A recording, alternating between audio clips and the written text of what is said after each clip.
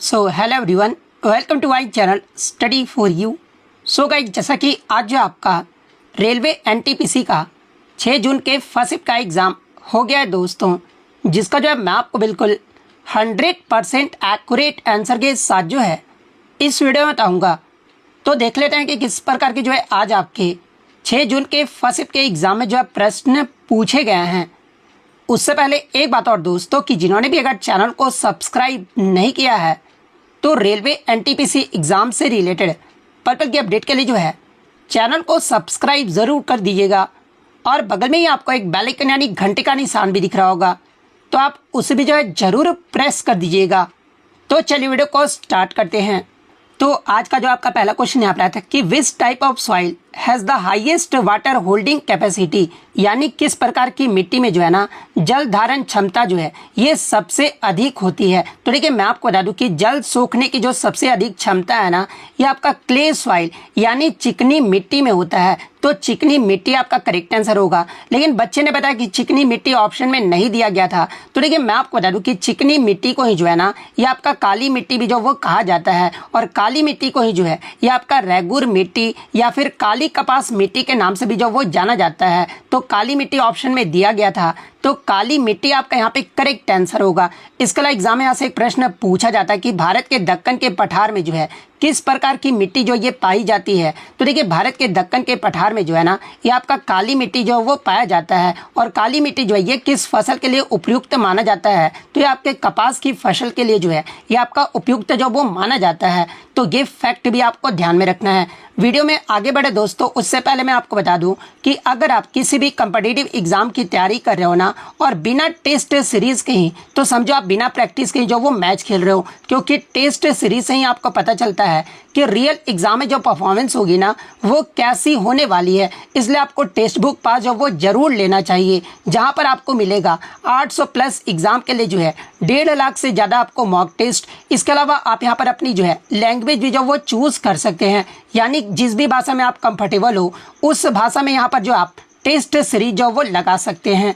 इसके अलावा मैं आपको बता दूं कि यहाँ पर जो आपको डिटेल्ड परफॉर्मेंस एनालिटिक्स भी जो वो देखने को मिल जाता है, जहाँ पर आपको पता चलेगा आप कौन से टॉपिक में स्ट्रांग हो, कहाँ पर आपकी गलती हो रही है, एवरेज टाइम पर जो क्वेश्चंस है ना ये कितना लग रहा है, आपका स्कोर जो दूसरों से कितना अच्छा है या फिर पीछे है, ये सारा कुछ आपको देखने को मिल जाता है। और साथ ही साथ जो है आपको फ्री लाइव टेस्ट का ऑप्शन भी जो वो देखने को मिल जाता है। इसके अलावा all India rank and leader board का ऑप्शन भी जो वो देखने को मिल जाता है। और यहाँ पर जो आप अपने जो है टॉपर के साथ अपना कंपैरिजन भी जो वो कर सकते हैं। और साथ ही साथ जो है आपको यहाँ पर unlimited practice and re attempts का ऑप्शन भी जो वो देखने को मिल जाता है। इसके अलावा मैं आपको बता दूं कि यहाँ पर जो आपको 10,000 प्लस जो है एक्सपर्ट मेड स्टडी नोट्स भी जो आपको देखने को मिल जाते हैं। इसके अलावा 24/7 जो है AI doubt solver plus expert support का ऑप्शन भी जो वो देखने को मिल जाता है। कहने का मतलब ये हुआ कि आपको कोई भी सवाल में अगर आपको डाउट लग रहा है ना, तो रात के 2 बजे ही क्यों ना हो, AI चैट बॉट से जो है ना तुरंत इसका सॉल्यूशन जो आपको देखने को मिल जाता है। तो अगर आप yearly text book pass pro लेना चाहते हैं तो आप मेरा कूपन कोड जरूर अप्लाई कीजिएगा, जो कि मेरा कूपन कोड है STY4। अगर आप कूपन कोड यूज़ करते हो ना मेरा STY4, तो आपको यहाँ पर 12% का ऑफ भी जो वो देखने को मिल जाता है। तो आपको जो इसका लाभ जो है वो ज़रूर उठाइएगा, और इसका जो लिंक है आपको डिस्क्रिप्शन और कमेंट बॉक्स दोनों ही जगह पर जो आपको देखने को मिल जाता है। अब हम लोग वीडियो में जो वो आगे बढ़ लेते हैं। नेक्स्ट क्वेश्चन आपका यहाँ पर आता है कि कांस फिल्म फेस्टिवल जो है ये किस देश में आयोजित किया जाता है। तो देखिए कांस फिल्म फेस्टिवल की बात कर ले तो ये जो आपका फ्रांस देश में आयोजित किया जाता है, तो फ्रांस आपका यहाँ पे करेक्ट आंसर होगा। इसके अलावा मैं आपको बता दूं कि दुनिया का पहला वार्षिक अंतर्राष्ट्रीय फिल्म समारोह का जो उद्घाटन है ये कहाँ पर और कब किया गया था। तो देखिए दुनिया के पहले वार्षिक अंतर्राष्ट्रीय फिल्म समारोह का जो उद्घाटन है ना ये आपका वर्ष 1932 में जो है वेनिस में जो इसका उद्घाटन जो वो किया गया था। तो ये पॉइंट भी आप ध्यान में रखिएगा। इसके अलावा कुछ अंतर्राष्ट्रीय फिल्म समारोह की सूची देख ले जहां से एग्जाम में प्रश्न पूछा जाता है। तो देखिए वेनिस अंतर्राष्ट्रीय फिल्म महोत्सव ये जो आपका वेनिस में जो ये आपका आयोजित किया जाता है। ट्राइबिका फिल्म फेस्टिवल जो है ना ये आपका न्यूयॉर्क में जो ये आपका आयोजित किया जाता है।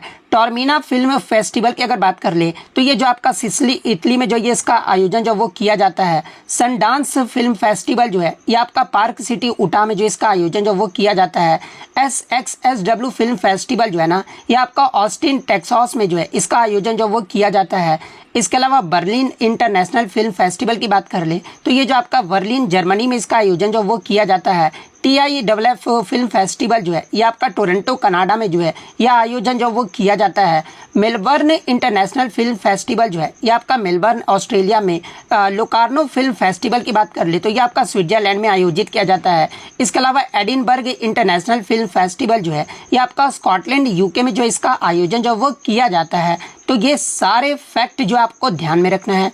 नेक्स्ट आपका क्वेश्चन यहाँ पर आया था कि संविधान संशोधन का जो 105वां जो संविधान संशोधन है ना ये आपका किससे संबंधित है। तो देखिए 105वां जो संविधान संशोधन है इसे आपका वर्ष 2021 में जो ये आपका पारित किया गया था। और ये जो आपका 105वां जो संविधान संशोधन है ना ये आपका सामाजिक और शैक्षणिक रूप से जो है पिछड़े वर्ग यानी SC BC की जो है पहचान करने और उन्हें अधिसूचित करने की जो है राज्य सरकार और केंद्र शासित प्रदेशों की जो है शक्ति को जो ये आपका संविधान संशोधन ये आपका बहाल करता है। और ये जो आपका 105वां जो संविधान संशोधन है ना ये आपके अनुच्छेद 342A के खंड 1 और 2 को जो ये आपका संशोधित करता है। और इसमें आपका एक नया खंड 3 को भी जो है ये आपका जोड़ा गया था, जिससे राज्यों को जो है SC BC की सूची बनाने की जो है ये आपका स्वतंत्रता जो वो प्रदान की जाती है। इसके अलावा मैं आपको बता दूं कि इसमें जो है आपका अनुच्छेद 366 और अनुच्छेद 338B में भी जो है आपका संशोधन जो वो किया गया है। तो ये सारे फैक्ट जो आपको ध्यान में रखना है।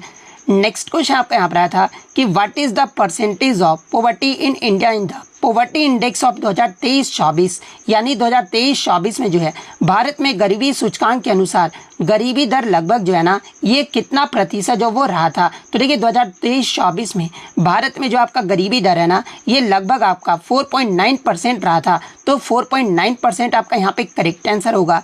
नेक्स्ट आपका क्वेश्चन यहाँ पर आया था कि आर्टिकल 31B में जो है ये आपका क्या है। तो देखिए अनुच्छेद 31B जो है ना ये भारतीय संविधान का एक ऐसा प्रावधान है जो 9वीं अनुसूची में शामिल कानूनों को जो है वो रक्षा करता है। और यह प्रावधान आपका बताता है कि 9वीं अनुसूची में शामिल कोई भी कानून या फिर उसका कोई भी प्रावधान जो है इस आधार पर शून्य नहीं माना जाएगा कि वह मौलिक अधिकार के साथ जो है ये आपका असंगत है, भले ही किसी न्यायालय का कोई निर्णय जो है इसके विपरीत ही क्यों ना हो। इसके अतिरिक्त मैं आपको बता दूं कि अनुच्छेद 31B जो है ना ये 9वीं अनुसूची में शामिल कानूनों को जो है ये मौलिक अधिकारों के जो है किसी भी उल्लंघन से जो ये आपका बचाता है।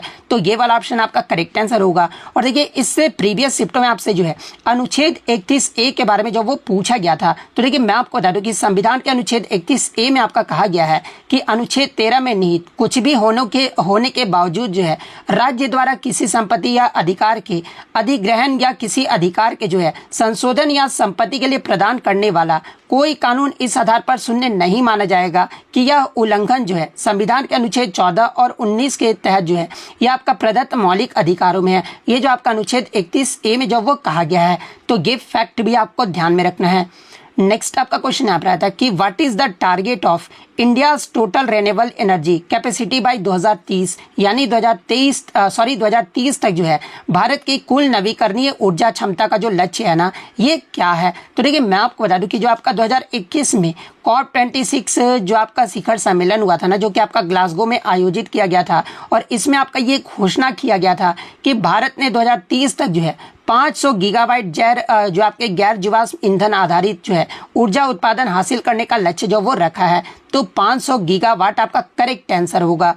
नेक्स्ट आपका क्वेश्चन यहाँ पर आया था कि पर्यावरण संरक्षण अधिनियम यानी इन्वायरमेंट प्रोटेक्शन एक्ट जो है ना ये भारत में कब लागू हुआ था। तो देखिए पर्यावरण संरक्षण को जो है ना ये आपका 19 नवंबर 1986 को जो है ये आपका संविधान में जो वो जोड़ा गया था। और इस संविधान के तहत जो है अनुच्छेद 253 के तहत जो ये आपका पारित किया गया था। और ये जो अधिनियम है ना ये मानव पर्यावरण पर जो है संयुक्त राष्ट्र सम्मेलन के निर्णयों को लागू करने के लिए भी जो है ये आपका बनाया गया था। तो 19 नवंबर 1986 आपका करेक्ट आंसर होगा। अब देखिए पर्यावरण संरक्षण की बात आ गई है तो इसमें आपका दो आपका जो है अनुच्छेद आ जाते हैं। एक तो आपका अनुच्छेद 51A का क्लोज G आ जाता है जो कि आपका एक फंडामेंटल जो आपका ड्यूटीज है यानी मौलिक कर्तव्य है। और अनुच्छेद 51A के G में आपका क्या कहा गया है। तो देखिए इस अनुच्छेद के अकॉर्डिंग प्रत्येक नागरिक पर जो है पर्यावरण की रक्षा का कर्तव्य जो ये आपका लागू करता है। इसके अलावा एक आपका डीपीएसपी में भी अनुच्छेद आ जाता है जो कि आपका अनुच्छेद 48A है, और अनुच्छेद 48A जो है राज्य को पर्यावरण की रक्षा और सुधार करने और देश के वनों और वन्य जीवों की रक्षा करने का जो है प्रयास करने के लिए जो ये आपका कहता है। तो ये फैक्ट भी आपको ध्यान में रखना है। नेक्स्ट आपका क्वेश्चन यहाँ पर आता है कि the cyclone war exercise was conducted between, यानी भारतीय सेना जो है किस देश के सशस्त्र बलों के साथ जो है ना संयुक्त सैन्य अभ्यास साइक्लोन जो ये आपका आयोजित करती है। तो देखिए मैं आपको बता दूं कि भारतीय सेना जो है आपका मिस्र देश के संयुक्त सेना के साथ जो है ना ये साइक्लोन जो वो आयोजित करती है। तो मिस्र आपका यहाँ पे करेक्ट आंसर होगा। इसके अलावा मैं आपको बता दूं कि 2025 में जो आपका साइक्लोन अभ्यास है ना ये जो आपका तीसरा संस्करण रहा था, जो कि आपका 10 से 23 जनवरी 2025 तक जो है ये आपके राजस्थान के जो है महाजन फील्ड फायरिंग रेंज में जो ये आपका आयोजित किया गया था। तो ये पॉइंट भी आप ध्यान में रखिएगा। इसके अलावा एग्जाम में यहाँ से एक प्रश्न पूछा जाता है कि भारतीय वायुसेना द्वारा जो है किस देश की वायुसेना के साथ जो है ना संयुक्त सामरिक वायु अभ्यास डेजर्ट वॉरियर जो ये आपका आयोजित किया जाता है। तो देखिए ये जो आपका डेजर्ट वॉरियर है ना ये आपका मिस्र की वायुसेना के साथ जो है इसका आयोजन जो वो किया जाता है। तो ये फैक्ट भी आप ध्यान में रखिएगा। तो वो तो हो गया आपका सिर्फ साइक्लोन के बारे में। अगर आपसे जो है डेजर्ट साइक्लोन के बारे में पूछा गया होगा, शायद बच्चे ने बताया कि डेजर्ट साइक्लोन के बारे में ही जो पूछा गया था, तो देखिए मैं आपको बता दूं कि ये जो आपका डेजर्ट साइक्लोन नामक जो संयुक्त सैन्य अभ्यास है ना ये आपका भारत और संयुक्त अरब अमीरात यानी यूएई के मध्य जो ये आपका होता है। और ये जो अभ्यास है ना ये आपका आमतौर पर जो है राजस्थान में आयोजित किया जाता है, जो कि दोनों देशों की सेनाओं के बीच जो है दोस्ती और सहयोग को जो ये आपका बढ़ावा देता है। तो अगर आपसे डेजर्ट साइक्लोन पूछा गया होगा तो भारत और यूएई आपका करेक्ट आंसर होगा। सिर्फ आपसे साइक्लोन पूछा गया होगा तो भारत और मिस्र फिर आपका करेक्ट आंसर होगा। तो देखिए इन दोनों में से आपका जो भी पूछा गया होगा मैंने आपको यहाँ पर बता दिया है। नेक्स्ट आपका क्वेश्चन यहाँ पर आया था कि what was the theme of Indian navy day 2024, यानी भारतीय नौसेना 2024 की जो थीम है ना यानी विषय जो ये क्या रहा था। तो देखिए मैं आपको बता दूं कि 4 दिसंबर को जो है ये आपका भारतीय नौसेना दिवस जो ये आपका मनाया जाता है, और 4 दिसंबर 2024 को जो आपका नौसेना दिवस मनाया गया था इसका जो थीम रहा था ना ये आपका strength and power through innovation and indigenisation जो है इसका जो ये आपका थीम रहा था। यानी अगर हिंदी में बात कर ले तो देखिए नवाचार और स्वदेशीकरण के माध्यम से जो है शक्ति और सामर्थ्य जो है ना ये आपका 2024 का जो वो थीम रहा था। तो ये वाला ऑप्शन आपका करेक्ट आंसर होगा। नेक्स्ट आपका क्वेश्चन यहाँ पर आता है कि which religion adopted Kanishka the king of Kushan dynasty, यानी कुषाण वंश के राजा कनिष्क ने जो है कौन सा धर्म जो वो अपनाया था। तो देखिए कुषाण वंश के जो राजा कनिष्क थे ना ये बौद्ध धर्म के जो वो अपनाए थे। तो बौद्ध धर्म आपका करेक्ट आंसर होगा। इसके अलावा मैं आपको बता दूं कि कनिष्क के शासन काल में ही जो है आपका जो चौथी बौद्ध संगति हुई थी ना जो कि आपका कश्मीर में आयोजित किया गया था, और इन्हीं के शासनकाल में जो कि आपका आयोजित जो वो किया गया था। तो ये पॉइंट भी आप ध्यान में रखिएगा। इसके अलावा एग्जाम में ऐसे एक प्रश्न पूछा जाता है कि कुषाण सम्राट कनिष्क ने बौद्ध धर्म जो है ना ये किससे ग्रहण जो वो किया था। तो देखिए ऐसा माना जाता है ना कि कुषाण सम्राट कनिष्क ने जो है बौद्ध विद्वान और भिक्षु जो है अश्व घोष के प्रभाव में आकर जो है इन्होंने बौद्ध धर्म को जो वो अपना लिया था। तो ये फैक्ट भी आपको ध्यान में रखना है। नेक्स्ट आपका क्वेश्चन यहाँ पर आया था कि who among the following was not a moderate leader of the Indian national Congress, यानी निम्नलिखित में से कौन जो है भारतीय राष्ट्रीय कांग्रेस के जो है एक उदारवादी नेता नहीं थे। जहाँ पे ऑप्शन में आपका गोपाल कृष्ण गोखले, दादा भाई नौरोजी, फिरोज शाह मेहता और अरविंदो घोष जो वो दिया गया था। तो देखिए मैं आपको बता दूं कि भारतीय राष्ट्रीय कांग्रेस के जो अरविंदो घोष जो थे ना ये आपके एक उदारवादी नेता नहीं थे। तो अरविंदो घोष आपका करेक्ट आंसर होगा। नेक्स्ट आपका क्वेश्चन यहाँ पर आया था कि आईपीएल 2025 में विराट कोहली ने जो है ना इनमें से कौन सी उपलब्धि जो वो हासिल की थी। जहाँ पे एक ऑप्शन दिया गया था कि इन्होंने जो है 10,000 रन जो वो पूरे किए थे, दूसरा ऑप्शन आपका दिया गया था कि 1,000 चौके छक्के मारे थे, और तीसरा ऑप्शन आपका दिया गया था कि इन्होंने जो है आईपीएल के 5 टाइटल जो वो जीते हैं। तो देखिए मैं आपको बता दूं कि ऑप्शन के अकॉर्डिंग 2025 सीजन में विराट कोहली जो है ना आईपीएल इतिहास में कुल 1,000 चौके और छक्के दर्ज करने वाले जो है ये पहले खिलाड़ी बनकर जो है इन्होंने रिकॉर्ड जो वो अपने नाम कर लिया है। तो 1,000 चौके छक्के आपका यहाँ पे करेक्ट आंसर होगा। अब 1,000 चौके छक्के कहने का मतलब कि 1,000 चौका और छक्का दोनों मिलाकर जो आपका 1,000 चौका छक्का जो वो किया हुआ है, ना कि आपका 1,000 छक्का हुआ है। ठीक है, तो इस प्रकार से ये वाला ऑप्शन आपका करेक्ट आंसर होगा। नेक्स्ट आपका क्वेश्चन यहाँ पर आया था कि when was the special rights and privates enjoyed by the Indian princely state एबोलिश्ड, यानी भारतीय रियासतों के विशेष अधिकार और प्रीवी पर्स को जो है ना ये कब समाप्त जो वो किया गया था। तो देखिए मैं आपको बता दूं कि वर्ष 1971 में जो है ना भारत के संविधान में 26वें संविधान संशोधन के द्वारा जो है प्रीवी पर्स को जो ये आपका समाप्त कर दिया गया था। और इस संशोधन से जो है अनुच्छेद 291 और 362 को भी जो है ना ये आपका निलंबित जो वो कर दिया गया था। इसके अलावा प्रीवी पर्स का भुगतान जो है ये आपके पूर्व शासकों को अनुच्छेद 291 और अनुच्छेद 362 के जो है संवैधानिक प्रावधानों के तहत जो वो किया जाता था। तो ये पॉइंट भी आप ध्यान में रखिएगा। तो वर्ष 1971 आपका करेक्ट आंसर होगा। नेक्स्ट आपका क्वेश्चन यहाँ पर आया था कि पत्रकारिता में उत्कृष्टता के लिए जो है 19वें रामनाथ गोयनका जो पुरस्कार है ना ये 2025 में किसे सम्मानित किया गया है। तो देखिए मैं आपको बता दूं कि 19वें रामनाथ गोयनका पुरस्कार जो ये कहाँ पर आयोजित किया गया था। तो आपका 19 मार्च 2025 को जो है ये आपका नई दिल्ली में आयोजित किया गया था। और इस समारोह में जो है ना 20 श्रेणियों में कुल आपके 27 पत्रकारों को जो है ये आपका सम्मानित किया गया था। तो अब 27 पत्रकारों को तो मैं अब यहाँ पे नाम नहीं बताऊंगा क्योंकि वीडियो लंबा हो जाएगा। लेकिन मैं आपको बता दूं कि किसी बच्चे ने बताया कि हिंदी श्रेणी में जो वो पूछा गया था। तो देखिए मैं आपको बता दूं कि हिंदी श्रेणी में जो है ना ये आपका रामनाथ गोयनका पुरस्कार जो है ये मृदुलिका झा को जो वो दिया गया था। तो मृदुलिका झा आपका करेक्ट आंसर होगा। या फिर जिस भी क्षेत्र में आपका पूछा गया होगा यानी जिस भी श्रेणी में पूछा गया होगा तो आप कमेंट करके जो वो जरूर बता दीजिएगा। नेक्स्ट आपका क्वेश्चन यहाँ पर आता है कि अगर कोई भारत की नागरिकता समाप्त कर देता है तो क्या होता है। तो देखिए अगर कोई व्यक्ति भारत की नागरिकता छोड़ देता है ना तो उसे कुछ नुकसान जो वो हो सकते हैं, जैसे कि भारत में अस्थायी रूप से रहने का अधिकार जो वो खो देगा। इसके अलावा उसे भारत में रहने के लिए जो है वीज़ा की भी जो वो आवश्यकता होगी। इसके पास जो है आपका भारतीय पासपोर्ट भी जो वो नहीं रहेगा और साथ ही साथ भारतीय चुनाव में वोट जो भी जो वो नहीं दे पाएगा। तो इनमें से आपका जो भी ऑप्शन में दिया गया होगा वो आपका करेक्ट आंसर होगा। नेक्स्ट आपका क्वेश्चन यहाँ पर आया था कि न्यायिक समीक्षा से अगर किसी अधिनियम को जो है असंवैधानिक करार दिया जाता है तो क्या होता है। तो देखिए यदि न्यायिक समीक्षा के माध्यम से किसी अधिनियम को असंवैधानिक घोषित कर दिया जाता है ना तो इसका मतलब ये हुआ कि वह जो अधिनियम है ये कानूनी नहीं है, यानी उसे जो वो आपका लागू नहीं किया जा सकता है और अदालत उस अधिनियम को जो है रद्द या फिर अमान्य जो वो कर सकता है। तो ये वाला ऑप्शन आपका करेक्ट आंसर होगा।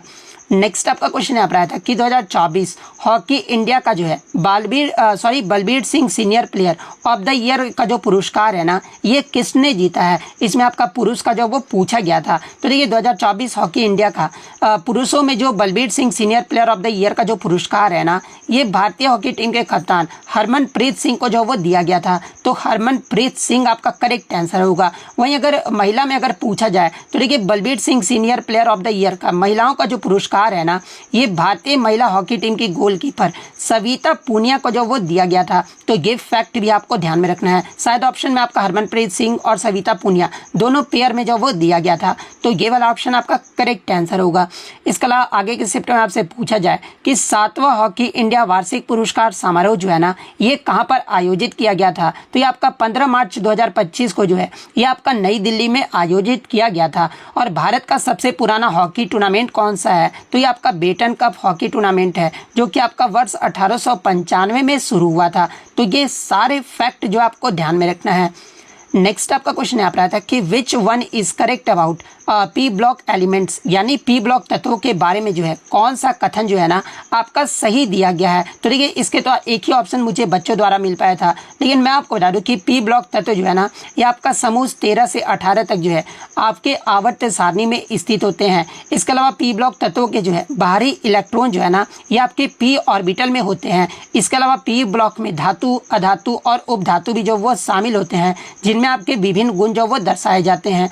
इसके अलावा पी ब्लॉक में कुछ प्रसिद्ध तत्व भी शामिल हैं जैसे कि कार्बन, नाइट्रोजन, ऑक्सीजन, फ्लोरीन और ये जो है उत्कृष्ट गैस जो है ना ये आपके पी ब्लॉक के अंतर्गत ही जो वो आते हैं। इसके अलावा पी ब्लॉक तत्वों का जो है सामान्य इलेक्ट्रॉनिक जो विन्यास होता है ना ये आपका NH2 NP जो है वो 6 होता है। हीलियम को छोड़कर सिर्फ इसका जो इलेक्ट्रॉनिक विन्यास होता है ये आपका ये होता है। तो इनमें से आपका जो भी ऑप्शन में दिया गया था वो आपका करेक्ट आंसर होगा। और एक ऑप्शन जो बच्चों द्वारा मुझे मिल पाया था ना, जो कि आपका ट्रांजिशन एलिमेंट जो वो दिया गया था, तो ये तो आपका आंसर नहीं होगा, क्योंकि जो आपको ट्रांजिशन एलिमेंट जो ये किस पीरियोडिक टेबल में किस ब्लॉक को बोला जाता है, तो देखिए डी ब्लॉक वाले जो एलिमेंट्स होते हैं ना, इसे जो आपका पीरियोडिक टेबल में जो है ये आपका ट्रांजिशन एलिमेंट जो वो बोला जाता है। और डी ब्लॉक जो ये कहाँ से कहाँ तक आता है, तो ये आपके ग्रुप 3 से जो है 12 तक आते हैं। तो ये फैक्ट भी आपको ध्यान में रखना है, यानी इनमें से आपका जो भी ऑप्शन में दिया गया होगा वो आपका करेक्ट आंसर होगा। नेक्स्ट आपका क्वेश्चन यहाँ पर आता है कि how many express line complete in 2025, यानी 2025 में कितने एक्सप्रेसवे लाइन जो है आपका पूरी होगी। तो देखिए मैं आपको बता दूं कि मंत्रालय के अकॉर्डिंग इस साल तक जो है ना, ये आपके 11 और हाईवे और एक्सप्रेसवे जो है वो तैयार करने का जो है डेडलाइन जो वो आपका तय कर दिया गया है। और इस साल तक तैयार होने वाली 11 हाईवे और एक्सप्रेसवे की जो कुल लंबाई है ना, ये आपका 5467 किलोमीटर है। तो ऑप्शन में आपका 11 दिया गया था, तो 11 आपका यहाँ पे करेक्ट आंसर होगा। नेक्स्ट आपका क्वेश्चन यहाँ पर आया था कि डेजर्ट नेशनल पार्क जो है ना, ये आपका किससे संबंधित है। तो देखिए डेजर्ट नेशनल पार्क, जिसे आपका मरुस्थल राष्ट्रीय उद्यान भी कहा जाता है, और ये जो आपका भारत के राजस्थान राज्य में स्थित एक आपका राष्ट्रीय उद्यान है। और ये जो आपका थार रेगिस्तान में एक महत्वपूर्ण पारिस्थितिकी तंत्र है, जो वनस्पतियों और जीवों के जो है विभिन्न प्रजातियों का जो घर है वो माना जाता है। तो ऑप्शन में आपका जीव जो वो दिया गया था, तो जीव आपका करेक्ट आंसर होगा। नेक्स्ट आपका क्वेश्चन यहाँ पर आया था कि पश्चिमी तट को जो ये क्या कहा जाता है। तो देखिए पश्चिमी तट को विभिन्न नामों से जाना जाता है, जैसे कि इन्हें जो आपका कोंकण तट भी कहा जाता है, इसके अलावा करावली या फिर मालाबार तट भी जो वो कहा जाता है। तो इन तीनों में से आपका जो भी ऑप्शन में दिया गया होगा वो आपका करेक्ट आंसर होगा। नेक्स्ट आपका क्वेश्चन यहाँ पर आता है कि भारत और भूटान की जो सीमा है ना, ये कैसे भारत से जो वो कनेक्ट है। तो देखिए भारत और भूटान की जो सीमा है ना, ये आपका ट्रीटी ऑफ फ्रेंडशिप, यानी सीमा को जो है मैत्री संधि के द्वारा जो ये आपका चिन्हित किया गया है। तो ऑप्शन में आपका मैत्री संधि जो वो दिया गया था, तो मैत्री संधि आपका करेक्ट आंसर होगा। नेक्स्ट आपका क्वेश्चन यहाँ पर आता है कि गोंड पेंटिंग जो बनाया जाता है उसे क्या कहा जाता है, जहाँ पे ऑप्शन में आपका लिखनी, कीटा, इस प्रकार से और दो ऑप्शन जो मुझे बच्चों द्वारा मिल पाए थे। तो देखिए मैं आपको बता दूं कि गोंड पेंटिंग को जो है ना, ये आपका जनपद कलम या फिर पटचित्र भी जो वो कहा जाता है। इसके अलावा गोंड पेंटिंग को ही जो है ये आपका डिगना या फिर भित्ति चित्र भी जो वो कहा जाता है। तो इनमें से आपका जो भी ऑप्शन में दिया गया होगा वो आपका करेक्ट आंसर होगा। नेक्स्ट आपका क्वेश्चन यहाँ पर आता है कि मानसून में बदलाव का सबसे मुख्य कारण जो वो क्या है। तो देखिए मानसून में बदलाव का जो सबसे मुख्य कारण है ये आपका जलवायु परिवर्तन है। और जलवायु परिवर्तन के कारण जो है तापमान और आर्द्रता में जो है ना, ये आपका तेजी से बदलाव आते हैं, जो कि मानसून के पैटर्न को जो ये आपके प्रभावित करते हैं। इसके अलावा मैं आपको बता दूं कि वायुमंडल में जो है ग्रीन हाउस गैसों की बढ़ती सांद्रता और मानसून में बदलाव का जो है एक महत्वपूर्ण कारण भी जो वो माना जाता है। तो ऑप्शन में आपका जलवायु परिवर्तन दिया गया था, तो जलवायु परिवर्तन आपका करेक्ट आंसर होगा। नेक्स्ट आपका क्वेश्चन यहाँ पर आया था कि जब किसी वस्तु को गर्म किया जाता है ना, तो क्या होगा। तो देखिए जब किसी वस्तु को गर्म किया जाता है ना, तो उसके कण यानी अणु या परमाणु जो है ना, ये तेजी से कंपन करने लगते हैं, और इससे जो आपका वस्तु का तापमान बढ़ता है और वो फैल जो वो जाता है। तो ऑप्शन में आपका कण तेजी से कंपन करते हैं, ये वाला दिया गया था, तो ये वाला ऑप्शन आपका करेक्ट आंसर होगा। नेक्स्ट आपका क्वेश्चन यहाँ पर आता है कि 1299 से 1301 के दौरान जो है ना, मंगोलों के आक्रमण के समय दिल्ली का सुल्तान जो ये कौन था। तो देखिए 1299 से 1301 के दौरान मंगोल ने दिल्ली पर आक्रमण किया था। उस समय दिल्ली के जो सुल्तान थे ना, ये आपके अलाउद्दीन खिलजी थे। तो अलाउद्दीन खिलजी आपका करेक्ट आंसर होगा। इसके अलावा मैं आपको बता दूं कि अलाउद्दीन खिलजी के शासनकाल में ही जो है मंगोलों के द्वारा जो है दिल्ली पर आपका 2 बार आक्रमण किया गया था। और कब, तो पहला तो आपका 1299 में, और दूसरी बार जो आपका 1302 से 3 तक जो है ये आक्रमण जो वो किया गया था। नेक्स्ट आपका क्वेश्चन यहाँ पर आया था कि भारत सरकार ने किस देश में भूकंप प्रभावित पीड़ितों की मदद के लिए जो है ना, ये ऑपरेशन ब्रह्मा जो वो शुरू किया है। तो देखिए मैं आपको बता दूं कि ऑपरेशन ब्रह्मा 2025 में जो है ये आपका भारत और म्यांमार के बीच जो ये आपका किया गया है। और ये जो आपका म्यांमार में 28 मार्च 2025 को जो आपका विनाशकारी भूकंप आया था ना, इसके बाद जो आपका भारत के द्वारा जो है ये आपका ऑपरेशन ब्रह्मा जो वो शुरू किया गया था। और ये जो आपका आपदा राहत और बचाव अभियान था, और ऑपरेशन ब्रह्मा का जो उद्देश्य था ना, ये म्यांमार को खोज और बचाव, इसके अलावा मानवीय सहायता, आपदा राहत और चिकित्सा सहायता जो वो प्रदान करना था। तो म्यांमार आपका करेक्ट आंसर होगा। नेक्स्ट आपका क्वेश्चन यहाँ पर आया था ये तो मैंने आपको बता दिया है। क्वेश्चन ये था कि which state has topped the NITI Aayog first physical health index इन 2025, यानी नीति आयोग के पहले राजकोषीय स्वास्थ्य सूचकांक 2025 में जो है ना, ये किस राज्य ने जो शीर्ष स्थान जो वो प्राप्त किया है। तो देखिए मैं आपको बता दूं कि नीति आयोग के द्वारा जो आपका 2025 में पहला जो आपका राजकोषीय स्वास्थ्य सूचकांक जो जारी किया गया था ना, इसमें आपके टोटल जो है भारत के 18 प्रमुख राज्यों को जो वो शामिल किया गया था, जिसमें पहले स्थान पे जो आपका राज्य रहा है ना, ये आपका उड़ीसा राज्य रहा है। तो उड़ीसा आपका करेक्ट आंसर होगा। वहीं दूसरे स्थान पे आपका कौन सा राज्य रहा है, तो ये आपका छत्तीसगढ़ रहा है। तीसरे स्थान पे आपका गोवा राज्य, चौथे स्थान पे जो ये आपका झारखंड राज्य रहा है। और आपके भारत के 18 प्रमुख राज्यों में से जो है आपका सबसे निचले पायदान पे जो राज्य है ना, ये आपका पंजाब राज्य रहा है। तो ये पॉइंट भी आप ध्यान में रखिएगा। और एग्जाम में यहाँ से आगे के शिफ्ट में आपसे प्रश्न बनेगा कि नई दिल्ली में नीति आयोग की पहली जो राजकोषीय स्वास्थ्य सूचकांक 2025, ये जो आपका रिपोर्ट जारी किया गया है, ये किसके द्वारा जो वो जारी किया गया है। तो ये जो आपके 16वें वित्त आयोग के अध्यक्ष डॉक्टर अरविंद पनघड़िया के द्वारा जो है इसे जारी किया गया है। तो ये फैक्ट भी आपको ध्यान में रखना है। नेक्स्ट अगर हम लोग मैथ्स के क्वेश्चन की बात कर ले तो देखिए मैथ्स एक ही क्वेश्चन मुझे मिल पाया था, जो कि ये आपका था x + 1/x = 4 है। तो x³ - 1/x³ जो है इक्वल टू कितना होगा। तो ये जो आप मैथ्स का क्वेश्चन जो वो सॉल्व करके कमेंट करके जरूर बताइएगा कि आपका उत्तर जो वो कितना आ रहा है। तो इतने क्वेश्चन जो है आज मुझे बच्चों के द्वारा मिल पाए थे, जो कि आपके 100% रियल और ऑथेंटिक हैं। तो अगर वीडियो अच्छी लगी हो तो वीडियो को जो है लाइक ज़रूर कर दीजिएगा, और इसी तरह रियल एनालिसिस पाने के लिए जो है चैनल को सब्सक्राइब ज़रूर कर दीजिएगा। तो मिलते हैं नेक्स्ट वीडियो, तब तक thank you, all the best.